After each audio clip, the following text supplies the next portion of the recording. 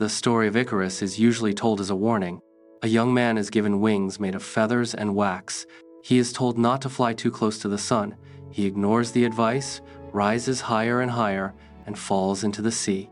The moral seems obvious. Ambition is dangerous. Know your limits. Stay within your place. For centuries, this has been the lesson we inherited. But perhaps we have misunderstood the tragedy.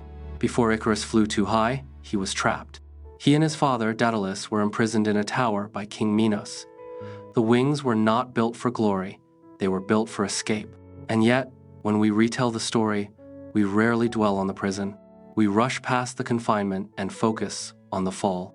We warn against soaring, but we do not question captivity.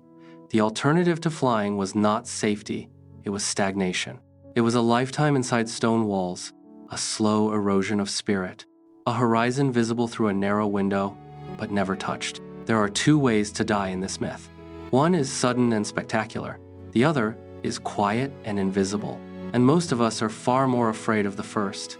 In modern life, our towers rarely look like prisons. They look respectable. They look like stable jobs we secretly resent, like talents we never test, like conversations we never initiate. We tell ourselves we are being realistic. We call it responsibility. We call it maturity. But sometimes, it is fear wearing respectable clothes. We become experts at spotting the dangers of ambition. What if I fail? What if I embarrass myself? What if I lose what little security I have? We imagine the melting wax. We imagine the fall.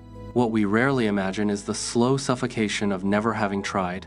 Daedalus, the father, understood something subtle. He did not only warn against the sun, he also warned against the sea. Flying too low, he said, would allow the damp mist to soak the wings, weighing them down until flight became impossible. The story was never about avoiding height. It was about balance. Excessive pride can destroy us, but so can excessive caution. Fly too high, and you burn. Fly too low, and you drown. Somewhere between arrogance and timidity is a narrow, steady path. A life without risk may appear safe, but it can quietly become a life half-lived. The greater tragedy may not be falling from the sky. It may be growing old inside the tower, convincing oneself that staying grounded was wisdom when it was only fear.